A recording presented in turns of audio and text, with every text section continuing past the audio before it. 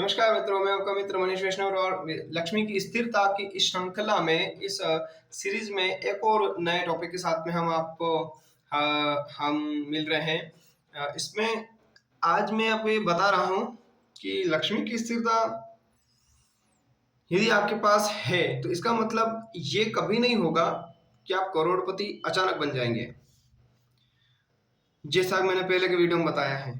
परंतु यदि लक्ष्मी की स्थिरता अगर आपके पास होगी तो उससे एक बहुत अच्छी चीज होगी, और बहुत अच्छी चीज ये होगी कि आपको आपके कार्य करने के लिए जो पैसा है वो कहीं से न कहीं से उपलब्धता हो जाएगी। इसका एक मैं आपको रीजन बताता हूँ। एक बात आती है कि सुदामा की। देखो, भक्त कितना भी गरीब क्यों ना हो, परंतु वो दरिद्र नहीं हो सकता। एक पूर्व जन्म समय में एक मूवी आई थी अमिताभ बच्चन की, जो उसमें वो ऐसे बोलता है कहीं जाकर कि आज मेरे जेब में दो रुपए नहीं है, पर मैं तुमसे 2 लाख का सौदा करने आया हूँ। ऐसा कुछ 5 लाख या 2 लाख, ऐसा कुछ कि मेरे जेब में 5 रुपए नहीं है, पर मैं 5 लाख का सौदा करने आया हूँ। तो भक्त का जीवन जो ऐसा है ना, उसके पास कुछ नहीं होता, पर यदि वो भगवान की भक्ति में जुड़ जाता है तो चमत्कारिक रूप से उसको लक्ष्मी की स्थिरता प्राप्त होती है। चमत्कारिक रूप से कैसे? जैसे हमको कोई अचानक से काम आया और हम क्या करें, पर हम भगवान के भक्त हैं तो भगवान ऐसे ना कुछ ऐसी सुविधा कर देते हैं, ऐसा कुछ ना कुछ ऐसा चमत्कार कर देते हैं कि आपका काम अपने आप हो जाता है।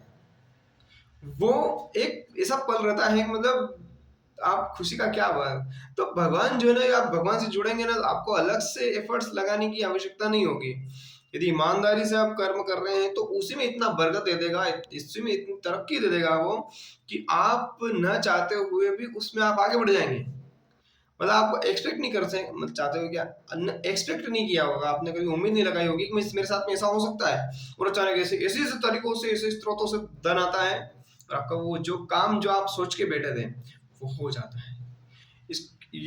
इतना ही नहीं, यदि आप भगवान की शुद्ध भक्ति करते हैं, यदि आप जो वैष्णव धर्म के जो फॉलो करने के लिए जो रूल्स बताए हैं, अगर उनको फॉलो करते हैं आप, कि मैं शुद्धता से भगवान का भक्त बनूंगा, तुलसी की सेवा करूंगा, कंठी धारण करूंगा, मैं मांस मदिरा का त्याग करता हूँ, मैं इधर उधर चोरी चुगली नहीं करूंगा, और मेरी थाली में वो धन आएगा, मेरे थाली में वो धन आएगा जो किसी के आंसुओं से भीगा हुआ ना हो, किसी के रक्त से भीगा हुआ नहीं हो, किसी खून पसीने कमाई मैं नहीं खाऊंगा, ब्याज का धन मैं इतना नहीं खाऊंगा। मैं मतलब इस प्रकार से आपको इस प्रकार से करना है कि आपका जो धन है जो आपकी थाली में आए, यदि आप जो रोटी खाएं तो आप आराम से सुकून के साथ कह सके कि मेरे पास जो धन है वो किसी के आंसुओं से भीगा हुआ या किसी की बद्दुआओं से सना हुआ नहीं है।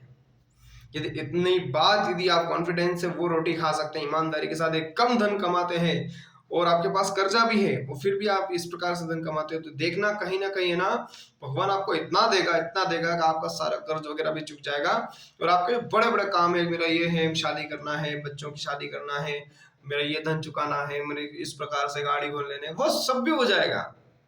पहले ही बोल दिया कि माया भगवान कृष्ण के अधीन है, भगवान नारायण के अधीन है, और वो भक्तों को छल नहीं कर सकती, और भगवान जब चाहे उसको वो दे सकते हैं।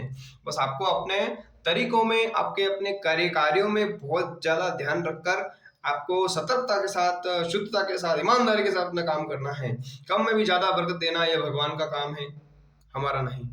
तो इसलिए आप शुद्ध भक्ति करें, लक्ष्मी की आराधना करें, भगवान कृष्ण की, भगवान राम की आराधना करते रहें। उसके साथ में यदि आप करेंगे, साहित्य जरूर पढ़ना है। गीता यदि आप घर में पढ़ते हैं, या भगवान का कोई भी ऐसा कोई पाठ है या ऐसा कोई मंत्र है जिसका आप जप करते हैं, और गीता में से गीता का ज्ञान मिलता है,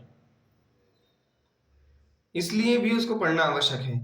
और मैं शास्त्रों को पढ़ने से लक्ष्मी की स्थिरता कैसे बनती है ये भी आपको अगली सीरीज में बताऊंगा। परंतु अभी के लिए इतना कि आप ईमानदारी से अपना काम करेंगे और कम कमाएंगे तो भी ज्यादा बरकत आपको भगवान देगा। इसी के साथ में, श्रृंखला के साथ में, आप मित्र मनीष वैष्णव। और यदि आपको कुछ प्रश्न हो तो आप कमेंट बॉक्स में पूछ सकते हैं, वहां पर हमारे नंबर भी दिए हुए हैं संस्था के, आप फोन करके हमसे जानकारी ले सकते हैं। आपका मित्र मनीष वैष्णव में विदा लेता हूँ।